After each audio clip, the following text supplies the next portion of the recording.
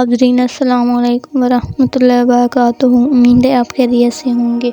آج میں آپ کو قصہ سنانے لگی ہوں۔ قصہ اللہ کے نبی حضرت یوسف علیہ السلام کا۔ نسب نامہ: یوسف علیہ السلام بن حضرت یعقوب بن اسحاق بن حضرت ابراہیم علیہ السلام۔ حضرت ابراہیم علیہ السلام کے پڑوتے اور ان کی والدہ کا نام راحیلہ بنت البان ہے۔ حضرت یعقوب علیہ السلام کو ان کے ساتھ بے حد محبت تھی، اس لیے کسی وقت بھی ان کی جدائی گوارا نہیں کرتے تھے۔ یہ بھی اپنے والد، دادا اور پردادا کی طرح سن رشید کو پہنچ کر اللہ برتر کے جلیل القدر پیغمبر بنے اور ملت ابراہیمی کی دعوت اور تبلیغ کی خدمت سر انجام دی۔ یہی وجہ ہے کہ ابتدائی زندگی ہی سے ان کی دماغی اور فطرتی استعداد اور دوسرے بھائیوں کے مقابلے میں بالکل جدا اور نمایاں تھی۔ حضرت یعقوب علیہ السلام کی عشق محبت کا ایک سبب یہ بھی تھا کہ وہ حضرت یوسف علیہ السلام کی پیشانی کا چمکتا ہوا نور نبوت پہنچا دیتے اور وحی کے ذریعے ان کی اطلاع پا چکے تھے۔ حضرت یوسف قرآن عزیز نے حضرت یوسف علیہ السلام کے واقعے کو احساس قصہ کہا ہے، اس لیے کہ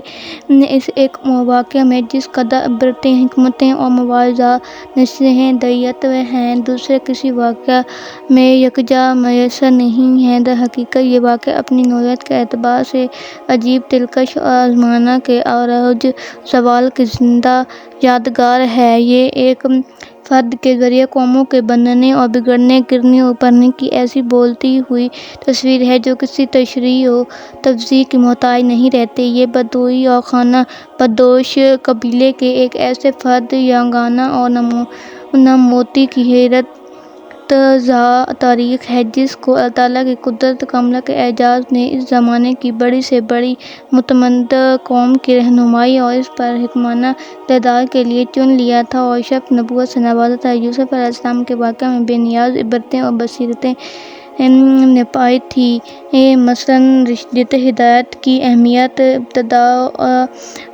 اور آزمائشوں پر صبر، استقامت، رضا، تسلی کے مظاہرے، افراد و اقوام کے عروج و زوال کے واقعات، اللہ تعالیٰ کے عدل و رحم کی کشا سازیاں، انسانی اور بشری لغزشیں اور ان کے انجام مال، عصمت اور ضبط نفس کی عجوبہ کاریاں تو بلا شبہ وہ احساس قصہ ہیں اور کتاب ماضی کا وہ حسین ورق جو اپنی شان و زیبایی میں یکتا اور فرد کہلانے کا مستحق ہے۔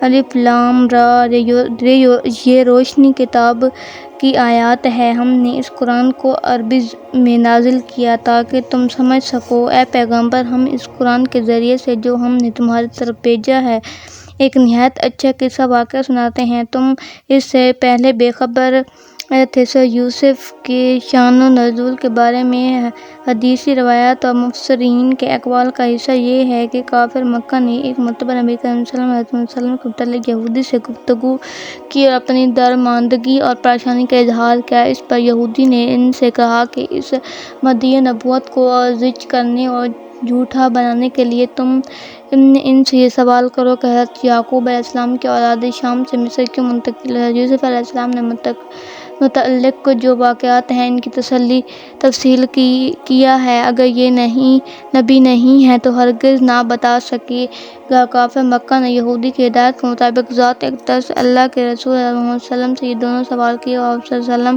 نے وحی الہی کے ذریعے وہ سب کچھ ان کو سنا دیا جو سورۃ یوسف میں موجود ہے۔